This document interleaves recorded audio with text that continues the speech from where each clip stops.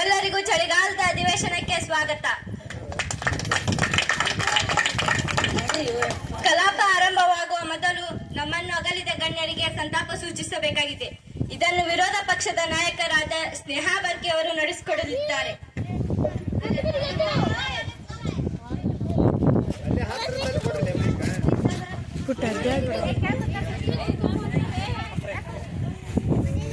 ಈಗ ನಾನು ನಮ್ಮನ್ನು ಅಗಲಿದ ಗಣ್ಯರಿಗೆ ಶ್ರದ್ಧಾಂಜಲಿ ಅರ್ಪಿಸಲು ಬಯಸುತ್ತೇನೆ.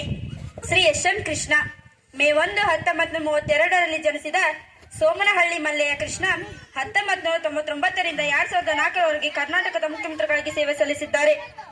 ಇವರ ಆಡಳಿತದ ಅವಧಿಯಲ್ಲಿ ಬೆಂಗಳೂರು ಭಾರತದ ಸಿಲಿಕಾನ್ ಸಿಟಿಯಾಗಿ ರೂಪುಗೊಂಡಿತು. ಇವರು ಸಂಸತ್ ಸದಸ್ಯರಾಗಿ, ವಿದೇಶಾಂಗ ವ್ಯವಹಾರಗಳ ಸಚಿವರಾಗಿ, ಮಹಾರಾಷ್ಟ್ರ ರಾಜ್ಯಪಾಲರಾಗಿಯೂ ಸೇವೆ ಸಲ್ಲಿಸಿದ್ದಾರೆ. ಇವರು 10ನೇ ಡಿಸೆಂಬರ್ 2024ರಂದು ನಮ್ಮನ್ನು ಅಗಲಿರುವುದು ನಮ್ಮ ರಾಜ್ಯ ಹಾಗೂ ದೇಶಕ್ಕೆ ತುಂಬಲಾರದ ನಷ್ಟವಾಗಿದೆ. ನಾಡಿ ಸೋಜ ಜೂನ್ 6, 1937ರಲ್ಲಿ ಜನಿಸಿದ ನಾಡಿ ಸೋಜ ಅವರು ಕತೆ, ಕಾದಂಬರಿ, ಮಕ್ಕಳ ಸಾಹಿತ್ಯ, ಪರಿಸರ ಕಾಳಜಿಯುಳ್ಳ ಸಾಹಿತ್ಯದಲ್ಲಿ ಕೃಷಿ ಮಾಡಿದ್ದಾರೆ. ಕೊಡಗಿನಲ್ಲಿ 2014ರಲ್ಲಿ ನಡೆದ 80ನೇ ಅಖಿಲ ಭಾರತ ಕನ್ನಡ ಸಾಹಿತ್ಯ ಸಮ್ಮೇಳನದ ಅಧ್ಯಕ್ಷರಾಗಿದ್ದರು. ಹಲವು ಪ್ರಶಸ್ತಿಗಳಿಗೆ ಭಾಜನರಾದ ನಾಡಿ ಸೋಜ ಅವರು ಜನವರಿ 5, 2025ರಂದು ಇಹಲೋಕ ತ್ಯಜಿಸಿದರು. ಇವರ ನಿಧನದಿಂದ ಕನ್ನಡ ಸಾಹಿತ್ಯ ಬಡವಾಗಿದೆ. ಈ ಇಬ್ಬರು ಮಹನೀಯರಿಗೆ 2 ನಿಮಿಷಗಳ ಕಾಲ ಮೌನಾಚರಣೆ ಮಾಡುವ ಮೂಲಕ ಅವರ ಆತ್ಮಕ್ಕೆ ಶಾಂತಿ ಸಿಗಲಿ ಎಂದು ಶ್ರದ್ಧಾಂಜಲಿ ಸಲ್ಲಿಸೋಣ. ಎಲ್ಲರೂ ಎತ್ತರಿಲ್ಲಿ. ಮೌನ ಪ್ರಾರ್ಥನೆ ಪ್ರಾರಂಭ.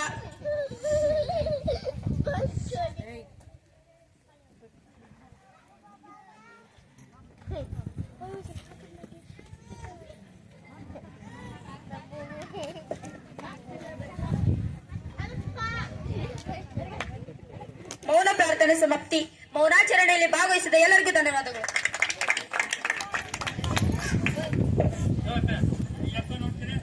ನಮ್ಮನ್ನು ಅಗಲಿದ ಗಣ್ಯರಿಗೆ ಸಂತಾಪ ಸೂಚಿಸುವ ಕಾರ್ಯಕ್ರಮ ನಡೆಸಿಕೊಟ್ಟ ಸ್ನೇಹಾ ಬಾರ್ಕಿ ಇವರಿಗೆ ಧನ್ಯವಾದಗಳು. ಈಗ ರಾಜ್ಯದ ಮುಖ್ಯಮಂತ್ರಿಗಳು ತಮ್ಮ ಹಾಗೂ ತಮ್ಮ ಮಂತ್ರಿಮಂಡಲದ ಪರಿಚಯವನ್ನು ಸದನಕ್ಕೆ ಮಾಡಿಕೊಡಲಿದ್ದಾರೆ.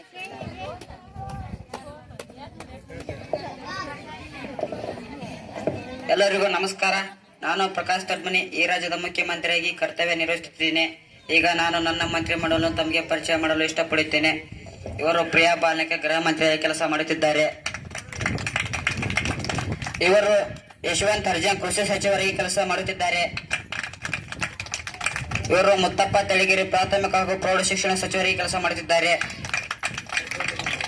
ಇವರು ಗುಡ್ಡಪ್ಪ ತಳವಾರ್ ಆರೋಗ್ಯ ಮತ್ತು ಕುಟುಂಬ ಕಲ್ಯಾಣ ಮಂತ್ರಿಯಾಗಿ ಕೆಲಸ ಮಾಡುತ್ತಿದ್ದಾರೆ. ಇವರು ಪ್ರಮೋದ್ ಬರ್ಕಿ ಕಂದಾಯ ಸಚಿವರಾಗಿ ಕೆಲಸ ಮಾಡುತ್ತಿದ್ದಾರೆ. ಇವರು ಅಶ್ವಿನಿ ಡಂಬೂರ್ ಮತ್ತು ಲೋಕೋಪಯೋಗಿ ಮಂತ್ರಿಯಾಗಿ ಕೆಲಸ ಮಾಡುತ್ತಿದ್ದಾರೆ. ಇವರು ಕಿರಣ್ ಮೈದೂರ್ ಅರಣ್ಯ ಮಂತ್ರಿಯಾಗಿ ಕೆಲಸ ನಿರ್ವಹಿಸುತ್ತಿದ್ದಾರೆ. ಇವರು ಅಕ್ಷತಾ ಬಾರ್ಕಿ ವಿಜ್ಞಾನ ಮತ್ತು ತಂತ್ರಜ್ಞಾನದ ಮಂತ್ರಿಯಾಗಿ ಕೆಲಸ ಮಾಡುತ್ತಿದ್ದಾರೆ. ಇವರು ಯಶೋಧ ಹರ್ಜನ್ ಅಬಕಾರಿ ಮಂತ್ರಿಯಾಗಿ ಕೆಲಸ ಮಾಡುತ್ತಿದ್ದಾರೆ. ಇವರು ವಿಜಯ್ ಕುಮಾರ್ ಹೊಸಮನಿ ಕೈಗಾರಿಕೆ ಸಚಿವರಾಗಿ ಕೆಲಸ ನಿರ್ವಹಿಸುತ್ತಿದ್ದಾರೆ. ಎಲ್ಲರಿಗೂ ಧನ್ಯವಾದಗಳು. ಸದನಕ್ಕೆ ತಮ್ಮ ಮಂತ್ರಿಮಂಡಲದ ಪರಿಚಯ ಮಾಡಿಕೊಟ್ಟ ಮುಖ್ಯಮಂತ್ರಿಗಳಿಗೆ ಧನ್ಯವಾದಗಳು. ಈಗ ಪ್ರಶ್ನೋತ್ತರ ಕಲಾಪ. ಸದನದ ಸದಸ್ಯರು ರಾಜ್ಯದ ಆಡಳಿತ ಹಾಗೂ ಸಮಸ್ಯೆಗಳ ಕುರಿತು ಸಂಬಂಧಿಸಿದ ಸಚಿವರಿಗೆ ಪ್ರಶ್ನೆ ಕೇಳಿ ಉತ್ತರಗಳನ್ನು ಪಡೆಯಬಹುದು. ಪ್ರಶ್ನೆ ಸಂಖ್ಯೆ 1. ಮಾನ್ಯ ಅಧ್ಯಕ್ಷರೇ, ನಾನು ಗೃಹ ಮಂತ್ರಿಗಳಿಗೆ ಪ್ರಶ್ನೆ ಕೇಳಲು ಬಯಸುತ್ತೇನೆ. ತಾವು ದಯವಿಟ್ಟು ಇದಕ್ಕೆ ಉತ್ತರ ಕೊಡಬೇಕು. ಇತ್ತೀಚೆಗೆ ನಮ್ಮ ರಾಜ್ಯದಲ್ಲಿ ಕೊಲೆ, ಸುಲಿಗೆ, ಕಳ್ಳತನ, ದರೋಡೆಯಂತಹ ಅಪರಾಧಗಳು ಹೆಚ್ಚಾಗುತ್ತವೆ. ಇದರಿಂದ ನಮ್ಮ ಕಾನೂನು ಸುವ್ಯವಸ್ಥೆ ಹಾಳಾಗಿದೆ. ಇವುಗಳಿಗೆ ನಿಯಂತ್ರಿಕ ತಾವು ಯಾವ ಪರಿಹಾರ ಕ್ರಮ ಕೈಗೊಂಡಿದ್ದೀರಿ?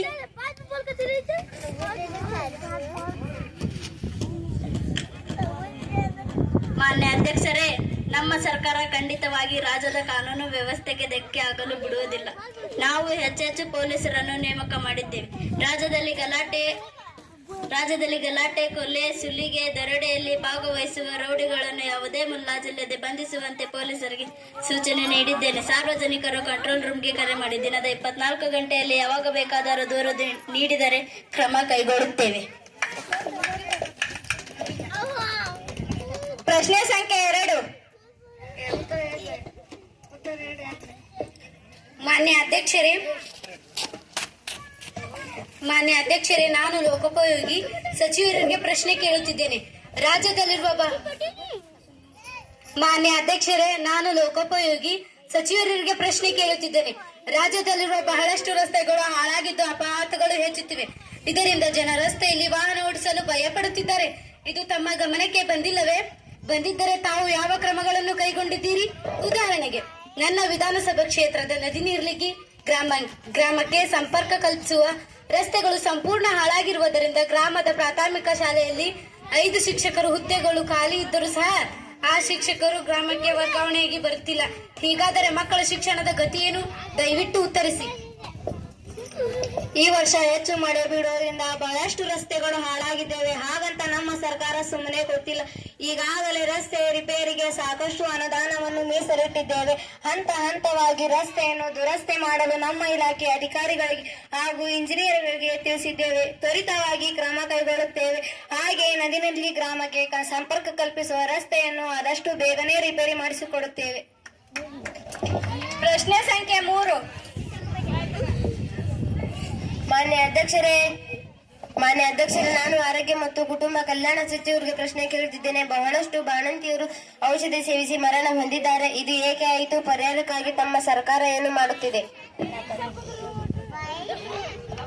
ಔಷಧಿ ಪೂರೈಸುವ ಕಂಪನಿಯವರು ಮಾನ್ಯ ಅಧ್ಯಕ್ಷರು, ಔಷಧಿ ಪೂರೈಸುವ ಕಂಪನಿಯವರು ಮಾಡಿದ ಎಡವಟ್ಟಿನಿಂದ ಈ ಅನಾಹುತ ಸಂಭವಿಸಿದ್ದು, ಇದಕ್ಕೆ ಸರ್ಕಾರ ವಿಷಾದಿಸುತ್ತದೆ. ಔಷಧಿ ಪೂರೈಸಿದ್ದ ಕಂಪನಿಯನ್ನು ಈಗಾಗಲೇ ಕಪ್ಪು ತೊಟ್ಟಿಗೆ ಸೇರಿಸಲಾಗಿದೆ. ಅವರ ಪರವಾನಗಿಯನ್ನು ರದ್ದುಪಡಿಸಲು ಕೇಂದ್ರ ಸರ್ಕಾರಕ್ಕೆ ಶಿಫಾರಸು ಮಾಡಲಾಗಿದೆ. ಮರಣ ಹೊಂದಿರುವ ಬಾಣಂತಿಯರ ಕುಟುಂಬಕ್ಕೆ ತಲಾ 5 ಲಕ್ಷ ರೂಪಾಯಿ ಪರಿಹಾರ ಸಹ ನಮ್ಮ ಸರ್ಕಾರ ಘೋಷಿಸಿದೆ. ಹಾಗೆ ಭವಿಷ್ಯದಲ್ಲಿ ಈ ರೀತಿ ಘಟನೆಗಳು ಸಂಭವಿಸದಂತೆ ಎಚ್ಚರಿಕೆ ವಹಿಸಲಾಗಿದೆ. ಪ್ರಶ್ನೆ ಸಂಖ್ಯೆ 4. ಮಾನ್ಯ ಅಧ್ಯಕ್ಷರೇ, ನಾನು ಕೃಷಿ ಮಂತ್ರಿಗಳಿಗೆ ಪ್ರಶ್ನೆ ಕೇಳುತ್ತಿದ್ದೇನೆ. ದೇಶದ ಬೆನ್ನೆಲುಬು ರೈತ. ಇದು ಹಲವು ಸಮಸ್ಯೆಗಳಿಂದ ಕಂಗಾಲಾಗಿದ್ದಾನೆ. ಒಂದೆಡೆ ಹೆಚ್ಚು ಮಳೆ ಅಥವಾ ಕಡಿಮೆ ಮಳೆಗಾಗಿ ಸರಿಯಾಗಿ ಬೆಲೆ ಬರುತ್ತಿಲ್ಲ. ಬೆಳೆದ ಬೆಳೆಗಳಿಗೆ ಸರಿಯಾಗಿ ಬೆಲೆ ಸಿಗದೆ ಅನ್ನದಾತ ಕಂಗಾಲಾಗಿದ್ದಾನೆ. ಇದಕ್ಕೆ ತಾವೇನು ಹೇಳ್ತೀರಿ? ದಯವಿಟ್ಟು ಉತ್ತರಿಸಿ. ಎಲ್ಲರಿಗೂ ನಮಸ್ಕಾರ. ಮಾನ್ಯ ಅಧ್ಯಕ್ಷರೇ, ನಮ್ಮ ಸರ್ಕಾರ ಯಾವಾಗಲೂ ರೈತ ಪರವಾದ ಸರ್ಕಾರವಾಗಿದೆ. ಪ್ರಕೃತಿಯ ಏರಿಳಿತದಿಂದ ನಮ್ಮ ರೈತನಿಗೆ ಸಮಸ್ಯೆಗಳಾಗಿರುವುದು ನಿಜ. ಹಾಗಂತ ನಮ್ಮ ಸರ್ಕಾರ ಸುಮ್ಮನೆ ಕಣ್ಣು ಮುಚ್ಚಿ ಕುಳಿತಿಲ್ಲ. ರೈತರ ಬೆಳೆಗಳಿಗೆ ಬೆಂಬಲ ಬೆಲೆ ಘೋಷಿಸಿದ್ದೇವೆ. ಮಧ್ಯವರ್ತಿಗಳಿಗೆ ಕಡಿವಾಣ ಹಾಕಿದ್ದೇವೆ. ರೈತರು ಕೇವಲ ಒಂದೇ ರೀತಿಯ ಬೆಳೆಗಳನ್ನು ಬೆಳೆಯದೆ ಸಮಗ್ರವಾಗಿ ಬೆಳೆ ಬೆಳೆಯುವಂತೆ, ಇತರ ಉಪಕಸಬುಗಳನ್ನು ಅಳವಡಿಸಿಕೊಳ್ಳುವಂತೆ ಜಾಗೃತಿ ಮೂಡಿಸುವ ಜೊತೆಗೆ ಅದಕ್ಕೆ ಸಂಬಂಧಿಸಿದ ತರಬೇತಿಯನ್ನು ಸಹ ನೀಡುತ್ತಿದ್ದೇವೆ. ಪ್ರಶ್ನೋತ್ತರ ಕಲಾಪದಲ್ಲಿ ಭಾಗವಹಿಸಿದ ಸದನದ ಸದಸ್ಯರಿಗೂ ಹಾಗೂ ಉತ್ತರಿಸಿದ ಸಚಿವರಿಗೂ ಧನ್ಯವಾದಗಳು.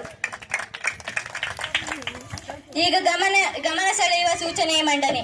ರಾಜ್ಯದ ಜ್ವಲಂತ ಸಮಸ್ಯೆಯ ಕುರಿತು ಚರ್ಚೆ ಮಾಡುವುದು. ಇದನ್ನು ವಿರೋಧ ಪಕ್ಷದ ನಾಯಕರಾದ ಮಂಜು ಬಾರ್ಕಿ ಇವರು ನಡೆಸಿಕೊಡಲಿದ್ದಾರೆ. ಮಾನ್ಯ ಅಧ್ಯಕ್ಷರೇ, ನಾನು ಗಮನ ಸೆಳೆಯುವ ಸೂಚನೆಯನ್ನು ರಾಜ್ಯದ ಅಬಕಾರಿ ಸಚಿವರಿಗೆ ಕೇಳಲು ಬಯಸುತ್ತೇನೆ. ರಾಜ್ಯದಲ್ಲಿ ಎಲ್ಲೆಂದರಲ್ಲಿ ಸಾರಾಯಿ ಅಂಗಡಿಗಳು ನಾಯಿ ಕೊಡೆಯಂತೆ ಹುಟ್ಟಿಕೊಂಡಿವೆ. ಅಲ್ಲಿ ಯಾವುದೇ ಪರವಾನಗಿ ಇಲ್ಲದೆ ಸಾರಾಯಿ ಮಾರಾಟ ಮಾಡುತ್ತಿದ್ದಾರೆ. ಇದರಿಂದ ಬಹಳಷ್ಟು ಕುಟುಂಬಗಳು ತೊಂದರೆಗೀಡಾಗಿವೆ. ಇದರ ಪರಿಹಾರಕ್ಕಾಗಿ ತಾವೇನು ಮಾಡುತ್ತಿದ್ದೀರಿ? ಮಾನ್ಯ ಅಧ್ಯಕ್ಷರೇ, ನಾವು ವಿರೋಧ ಪಕ್ಷದರು ಹೇಳಿದಂತೆ ಕೆಲವು ಕಡೆ ಸಮಸ್ಯೆ ಆಗಿರುವುದು ನಿಜ. ಹಾಗಂತ ನಾವು ಸುಮ್ಮನೆ ಕೂತಿಲ್ಲ. ನಾವು ಸಾರಾಯಿ ಅಂಗಡಿಯ ಮೇಲೆ ದಾಳಿ ಮಾಡಿ ಪರವಾನಗಿ ಇಲ್ಲದೆ ಅಂಗಡಿಗಳನ್ನು ಮುಚ್ಚಿಸುತ್ತಿದ್ದೇವೆ. ಹಾಗೆ ಶಾಲೆ, ಕಾಲೇಜು, ದೇವಸ್ಥಾನಗಳ ಹತ್ತಿರದಲ್ಲಿ ಯಾವುದೇ ಸಾರಾಯಿ ಅಂಗಡಿಗಳನ್ನು ಇರದಂತೆ ಕ್ರಮ ಕೈಗೊಳ್ಳುತ್ತಿದ್ದೇವೆ. ಇಲ್ಲ ಮಂತ್ರಿಗಳೇ, ನೀವು ಸುಳ್ಳು ಹೇಳುತ್ತಿದ್ದೀರಿ. ರಾಜ್ಯದಲ್ಲಿ ಬಹಳಷ್ಟು ಕಡೆ ಹಾಡಾಗಲೇ ಯಾವುದೇ ಲೈಸೆನ್ಸ್ ಇಲ್ಲದೆ ಸಾರಾಯಿ ಮಾರಾಟ ಮಾಡುತ್ತಿದ್ದಾರೆ. ಇದು ಮಕ್ಕಳು ಹಾಗೂ ಮಹಿಳೆಯರ ಮೇಲೆ ದುಷ್ಪರಿಣಾಮ ಬೀರುತ್ತದೆ.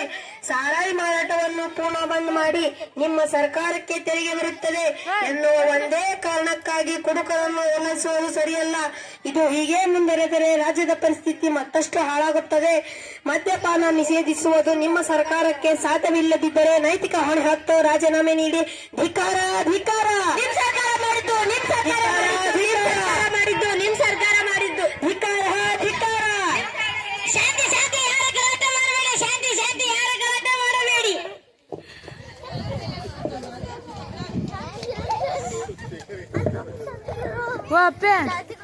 ಶಾಂತಿ ಶಾಂತಿ ಯಾರು ಗಲಾಟೆ ಮಾಡಬೇಡಿ, ಸದನದ ಪವಿತ್ರತೆಯನ್ನು ಕಾಪಾಡಿಕೊಳ್ಳಿ. ವಿರೋಧ ಪಕ್ಷದವರು ಈ ವಿಷಯದ ಕುರಿತು ತಮ್ಮ ಸರ್ಕಾರದ ವಿರುದ್ಧ ಈ ರೀತಿ ಆರೋಪ ಮಾಡುತ್ತಿದ್ದಾರೆ.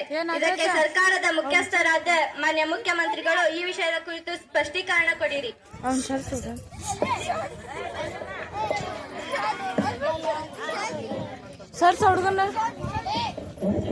ವಿರೋಧ ಪಕ್ಷದ ನಾಯಕರು ಹಾಗೂ ಸದಸ್ಯರಲ್ಲಿ ವಿನಂತಿಸಿಕೊಳ್ಳುವುದು ಏನೆಂದರೆ, ನಾವು ಲೈಸೆನ್ಸ್ ಇಲ್ಲದೆ ಯಾವುದೇ ಸಾರಾಯಿ ಮಾರಾಟಕ್ಕೆ ಕುಮ್ಮಕ್ಕು ನೀಡುತ್ತಿಲ್ಲ. ಕಂಡರೆ ಸಾರಾಯಿ ಮಾರುವವರ ಕುರಿತು ಸಾರ್ವಜನಿಕರು ಮಾಹಿತಿ ನೀಡಿದರೆ ಮಾಹಿತಿ ನೀಡಿದವರ ಹೆಸರನ್ನು ಗುಪ್ತವಾಗಿಟ್ಟು ನಾವು ಅವರಿಗೆ ಬಹುಮಾನ ನೀಡುತ್ತೇವೆ. ಇದಕ್ಕೆ ಸಾರ್ವಜನಿಕರ ಸಹಕಾರ ಅಗತ್ಯವಾಗಿದೆ.